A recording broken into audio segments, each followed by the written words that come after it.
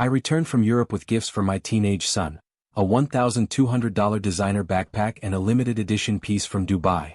Have you ever poured your entire being, your hard-earned money, your love into a gift for your kid, only to have it casually stolen by family, and then be told you're the bad guy for wanting it back? My blood still boils thinking about it. What would you do when the people you're supposed to trust most show you exactly who they are? So my name's Austin. I'm 37, a store manager at a big electronics chain. You know, the guy who deals with every customer complaint, every dodgy return, and schedules holidays for a whole crew. It's a job where I deal with a lot of entitlement. I have a son, Jaden. He's 15. He's all about basketball, loud headphones, and this cool facade that says he doesn't care about anything when actually he cares about everything. I'm divorced, renting a 2-bedroom, paying child support on time. Keeping my sneakers clean is one of the few small things that still feels like control, you know? Last month, my district sent me to Europe for a vendor conference. My first time off the continent. I hustled, stacked shifts just so I could squeeze in 2 extra days to play tourist. Paris, then Dubai. On my way back, I FaceTimed Jaden from hotel lobbies, airport gates, just showing him the world. He tried to act all nonchalant, but I saw him trying not to smile. I was bringing him gifts, real gifts. A $1,200 designer backpack he'd screenshotted for me last Christmas. Limited edition chocolates from a Dubai shop where they melt actual gold leaf onto them. And an iPhone 17 Pro Max. This was the big one. I'm usually super strict about phones, but I'd been planning this surprise for months. It felt like I was fixing something I couldn't fix before, you know? When I got back, we had a small family dinner at my sister Megan's place. She's got the space, but she also has this way of making everything feel like a favor you owe her. Her son, Tyler, is 16. My mom was there too with a casserole nobody touched. I put Jaden's gifts on the buffet table. He tried so hard to play it cool, but his eyes gave him away. He just gently touched the backpack strap like it might vanish. "Open it," I said. His hands were so careful, like the ribbon might cut him. Tyler, Megan's son, he was hovering too close. "Whoa," he said, drawing it out. Real. Real, I confirmed a little too loudly. Dinner was loud, Megan's laugh echoing off the tile. My mom asked if my company paid for all that. Jaden passed me his plate for more potatoes without saying please, just staring at that backpack. I didn't care. He was happy. After we ate, I went to the kitchen to help with dishes. Megan shooed me away with a dish towel. Amy, the one who's fixed her garbage disposal 3 times. When I came back to the dining room, the buffet was empty. "Hey," I said, my stomach lurching. "Where'd the bag go?" Jaden's chair scraped against the floor. "I put it by my jacket," he said, looking for it. It wasn't there. The chocolates? Gone. The iPhone box? Poof. "Tyler?" I asked, my voice dangerously calm. He looked up, mouth full of pie, eyes blank. "What?" Megan wiped her hands, not meeting my gaze. "Oh," she said, soft and airy like it was nothing. Then she smiled, a too wide fake smile, and dropped the line that cracked the floor right under me. "He liked it more anyway," she said. "So I gave him everything." I just stared at her. "You what?" She lifted her chin like a judge handing down a verdict. "I gave it to Tyler." That was the first pop in my ears, like an altitude change. Jaden pushed back from the table so hard his chair tipped over. My mom made that disappointed sound she reserves only for me. "Don't make a scene, Austin," she said. "It's only things." Jaden looked at me like the whole room had tilted. "Dad," he whispered. My pulse was pounding in my gums. I swallowed hard and said nothing. Because if I spoke right then, I knew I'd burn the whole damn house down with words I couldn't take back. Look, my family has this long, ugly habit of treating my money as their money, and my time as their time. It's not new. When Megan was in college and I was just a new shift lead, I covered her parking tickets. Just this once. When her AC died last summer, I put the repair on my card because the baby can't sleep in heat. Tyler's not a baby. He's taller than me and never, ever says thank you. And Mom's constant refrain, "He's your family." She means Megan. She means Tyler. She never, ever means me. When Jaden was little, I overcorrected. I said yes to everything until I learned to say no. Phones were my big hill. I manage a store. I know what phones do to kids who can't put them down. Jaden got a cheap model, then a step up, but never the big number. He never threw a fit. He just kept saving lock screen pictures of the new ones and setting them on his old phone, like a private joke on himself. This Europe trip? It started as corporate panels, vendor dinners where grown men argued about USB-C like it kept them alive. But at night I walked across the city buying a stupid keychain for Jaden shaped like a sneaker because I knew he'd roll his eyes but secretly keep it. In Dubai, I walked into a boutique just to look and walked out with a backpack I couldn't justify on a spreadsheet, but damn, I wanted to. The associate wrapped it like it was art. I even timed the tax refund. I'd planned the reveal for after dinner so Tyler couldn't crowd it. That's the kind of thinking I do, you know? The logistics of joy. Megan doesn't do logistics. She does declarations. Austin, you make more, she says anytime I hesitate. It's just money. It's not just money, I told her once. It's rent, groceries, braces, and a kid who wants to go to state college. She just blinked like I'd spoken a foreign language. Tyler needs a car, she'd say.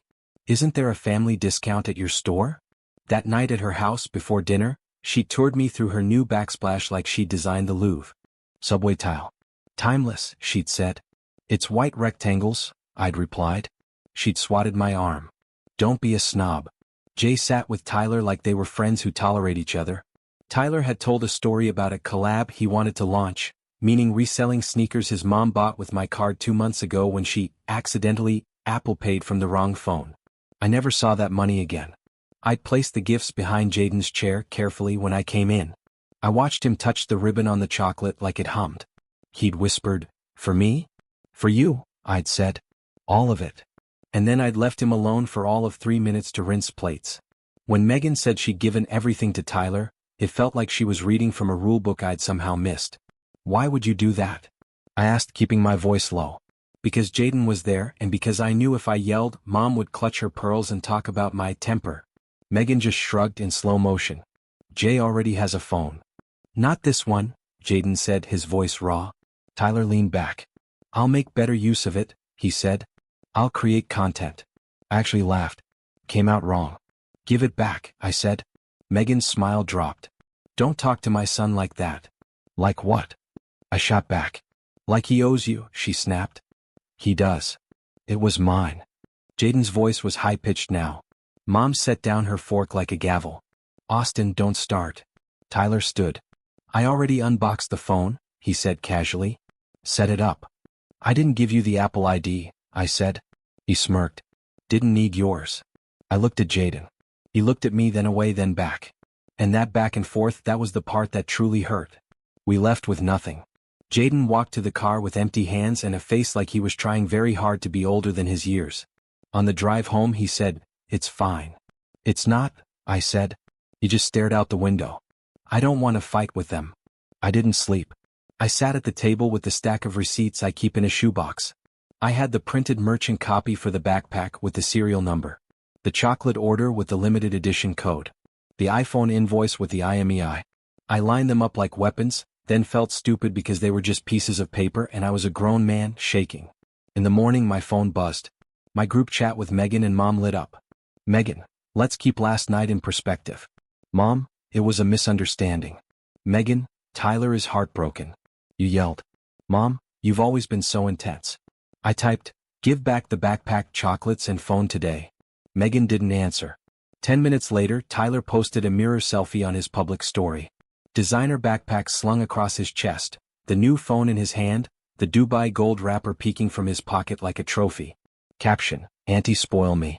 He tagged Megan. He did not tag me. Jaden sent me the screenshot, no words. I stared at it until the edges blurred. I called Megan. She ignored it. Then she texted, "He liked it more anyway." That was it. I could feel a place in me I don't like to visit waking up. The one that catalogs facts and stops caring how anyone feels. I opened the device enrollment portal we use at work. I typed the IMEI. It pinged. Active. On a new Apple ID, not mine. I clicked through the notes. I could see the carrier. The city. The exact time it was activated. I printed it. At lunch, Mom called from her salon chair, a hairdryer roaring in the background. "Don't go nuclear," she said. "Ask her to give it back," I said. "She made a choice as a mother," Mom said. "So did I replied. "I chose my son." That afternoon, Megan added 4 of our aunts to the group chat. "Family accountability," she wrote. They piled in like they always do. "Austin, money doesn't buy love. Boys share." "Jaden needs to learn generosity." I closed my eyes and saw Jaden's face at the table when the backpack vanished. Not generous. Just erased. The last thing came that night. A new post from Tyler. The phone pointed at the backpack. Caption, new daily driver. Comments, fire emojis, drip, and one from Megan. Well-earned, baby. I felt the click inside me. The same one I get at work when someone tries to return a brick they bought on a street corner and then screams at my cashier for not accepting it. The moment where I stop apologizing and start following policy. I was done being their open tap. I texted Megan at 7:12 a.m., last chance. Bring the bag, chocolates, and phone to my place by noon. She sent a voice note. I didn't listen. I called. She picked up on the third ring. Good morning, dictator, she said. Bring them back, I said. I gave them to my son, she argued. He's family. You're being selfish. You gave away my son's gifts. You're rich, I said, a dry laugh escaping me. And Jaden has plenty, she shot back. Megan, listen carefully, I said, my voice low and steady. I have receipts with serial numbers. I have the phone's IMEI. I manage a store. Do you know what those things mean? Threats, she spat. So ugly. It means I can blacklist the phone. It means I can file a police report and attach proof. It means I can ask the boutique to flag the backpack if it ever gets serviced or sold. It means everything you took becomes a headache. You wouldn't, she said, but her voice dipped just slightly. By noon, I said. I'm not asking again. She hung up. 2 minutes later, the group chat exploded. Megan. He's threatening us with police over a phone. Mom, Austin, you're going to ruin Thanksgiving. I put my phone face down and made pancakes for Jaden. He ate slowly, watching me. Are we going to war? He asked, trying to joke. We're going to have boundaries, I said. At 11:02 a.m. Megan didn't show. At 11:29 Tyler posted a story from a mall food court, the backpack on the chair beside him like a dog. At 11:48 my doorbell rang. I opened it, expecting Megan. Was my mother. She pushed inside like she owned the deed. We are not calling the police, she said, voice sharp. No, hello, Megan sent you, I replied. She's very upset, Mom said. I bet, I answered. Jaden lingered in the hallway, listening. Mom noticed him and switched to that soft voice she uses like a costume. Sweetheart, your cousin is going through a rough patch. Jaden just stared. He just got $2,000 worth of stuff. Mom's mouth tightened. Don't be crass. I set the paperwork on the table. Mom, I'm filing today. She reached for my wrist like when I was 12 and touched the stove. You'll regret this. What I regret, I said, pulling my hand away, is teaching everyone that my no is actually a convince me. That ends now. At noon, I hit send on an email to our district loss prevention lead, the one we loop for device fraud.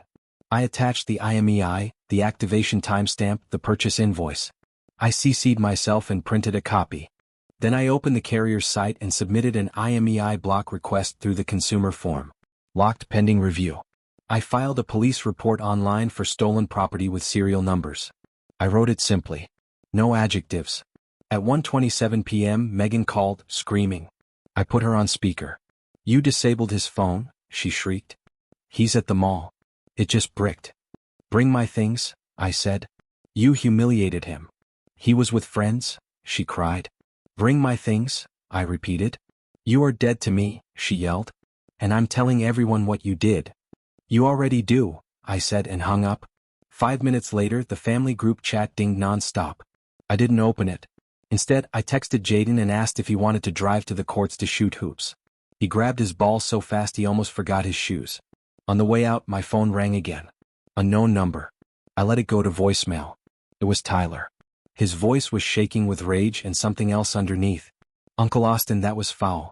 Fix it or I'll... He didn't finish. He just hung up. I didn't fix anything. You should know what happens after you actually press the button everyone thinks you'll never press. At 10:06 p.m., Megan sent a final message. We're coming. At 10:33 p.m., she pulled up in front of my building and idled, like the curb might bite. Tyler sat in the passenger seat, hood up, face red. Mom was in the back like a chaperone. Megan honked like I was a valet. I didn't go out. I texted, doors open. They didn't come in. They set a shopping bag on the front step and drove off. When I opened it, the backpack was inside. Chocolate wrappers stuffed in the pockets like confetti. The iPhone box was there too. The phone wasn't. 10 minutes later, my doorbell rang again. Megan. This time she came in, the phone in her hand. Reset it, she said like she was doing me a favor. If you're going to be like this, take it. I took it and set it on the table. Jaden stood by the wall, silent. Megan crossed her arms and went for the speech.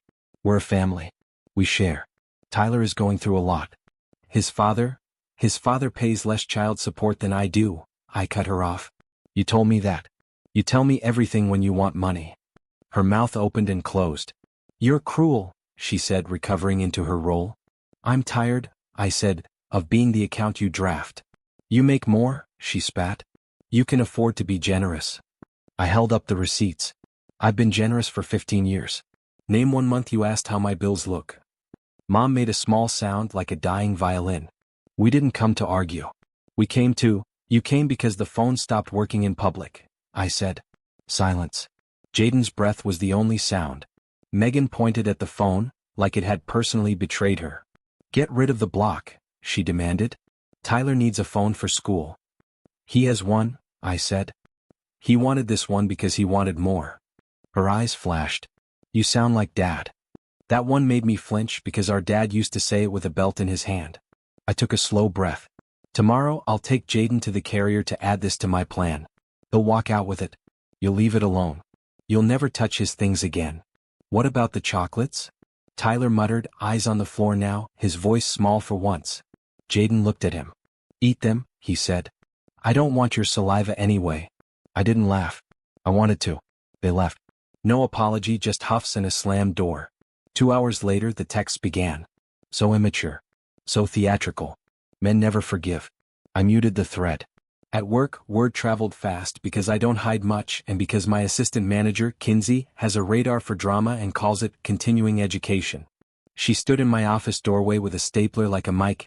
You finally did a thing for you, she said. I did a thing for my kid, I corrected. Same thing, she said. That week, small changes stacked.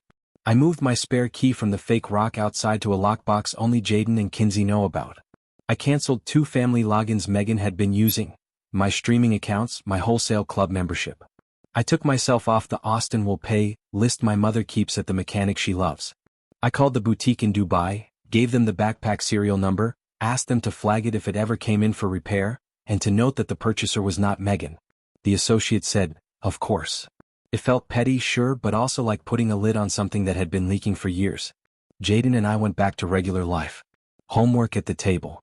Late shifts where he sits in the break room with his laptop and pretends not to hear my store announcements. He didn't bring up the party fallout much. He carried the new phone like it was a glass heart. Then the ripple came on Friday. Tyler posted a new story, a blurry picture of a different backpack and a caption that sounded like a dare. Newer drip. Kids commented fire emojis. Then one kid wrote, your mom stole the first one. Oh. Tyler deleted the comment. Another kid DM'd me. Yes, me. Because my account's private but not invisible. Sir, just so you know, everyone at school knows what your sister did. I didn't respond. I didn't need a chorus. I already had the facts. Family dinner stopped. Or rather, I stopped going. Mom tried to frame it as me isolating. I kept repeating one line, when people can't be kind to my son, they don't get access to us. She called it dramatic. I called it Tuesday. The next hit didn't come from them. It came from inside their camp. Aunt Rosa, the one who talks soft and watches everything, sent me a text. You were right. They're falling apart. She meant Megan and Mom. She meant the screams traveling through the vents when there's no audience to shame. She meant money. Megan had counted on me for school fees, soccer gear, random emergencies. When I stepped to the side, she had to stand in the center. And she hates the center when the center is responsibility. On a Sunday morning, my phone buzzed. A long text from Tyler. Uncle Austin, I'm sorry. I was stupid. Mom told me you didn't care. I knew you cared. I still did it. I see Jaden at school. He doesn't look at me. I don't blame him. I didn't respond right away. I showed it to Jaden. He read it and handed my phone back like it was heavier than before. What do you want to do? I asked. He shrugged, defensive. We don't need them. That's not what I asked, I said. He sat with it. If he says sorry to me, he said, like a real one, not a post maybe? I sent Tyler a line. You need to apologize to Jaden in person. No excuses. No buts. He typed back fast, okay. Then Megan found out and texted me, fire. Don't go around me. He's my son. He's also a person, I wrote. He stole from mine. He'll apologize to him. She didn't answer. Tyler did. He asked if he could come by.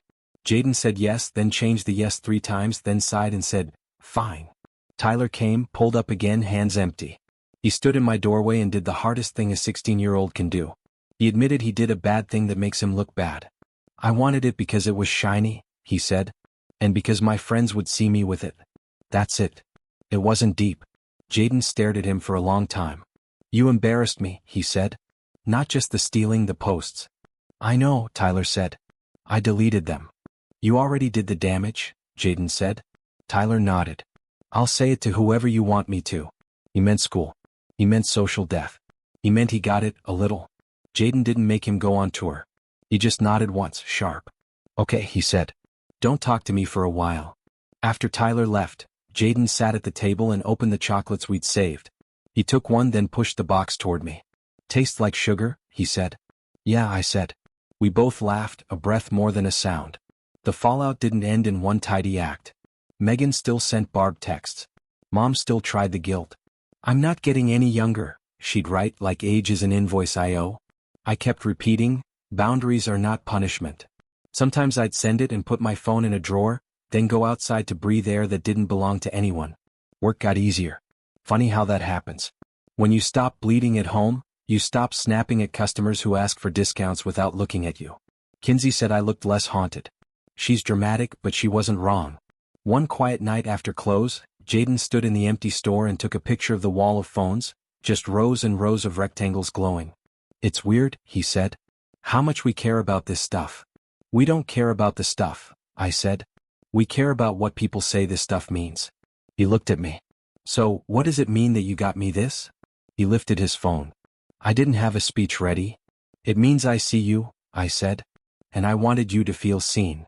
He nodded once like he was pinning that to a corkboard inside his chest. A week later, Aunt Rosa invited us over for spaghetti. No Megan, no Mom. It was quiet. Jaden helped grate cheese. We told stories that didn't use anyone's worst moments as punchlines. On the way home, he said, this feels better. Yeah, I said. It does. Megan has not forgiven me. She says I humiliated her boy. Maybe I did. Or maybe consequences look like humiliation when you've never seen them before. Mom keeps trying to broker peace the way she always has, by making me give. I keep saying the same sentence in different shapes. If you want peace, you need fairness. If you want access, you need respect. She hates that I turn my rules into policy. I love that I stopped re-explaining them. 2 Saturdays after everything, Jaden wore the backpack to the park for the first time. He kept it in his closet like a museum piece. He slung it over one shoulder and rolled his eyes when I tried to take a picture, and then didn't stop me. We shot hoops until it got dark and you could hear the ball more than see it. On the way back to the car, he said, thanks for fighting for me. It shouldn't have been a fight, I said. But it was, he said, and you fought. We drove home with the windows down, city air in our mouths, and for once, the silence between us felt full instead of sharp. People love to say, it's only things. They say it when they're standing in your living room holding your things. They say it when you finally show them a boundary and they don't like how it feels. But it was never about the backpack or the chocolates or the phone. It was about who gets to decide what my kid deserves. It was about whether family means take from Austin because he won't push back. I used to leave every argument with Megan thinking I'd been too harsh or too soft. I'd replay lines and try to edit the past. This time I didn't replay anything. I wrote it down. I wrote my rules for myself and taped them inside the kitchen cabinet with the mugs. Rule 1. If it belongs to my son, it stays with my son. Rule 2. I don't fund people who insult me or him. Rule 3. No more secret favors. Everything has a receipt or a no. Rule 4. We don't go where we're not respected even if there's casserole. It sounds silly having rules like that on paper, but I'm a store manager. I trust policies when feelings make a mess. Megan will keep telling the story her way. Austin went nuclear over a phone. Mom will keep reciting her favorite scripts. He turned his back on us. I stopped auditioning for their play. I'm not in it. Here's what did change. Jaden stands taller. He jokes more. He says, thank you. And I get this.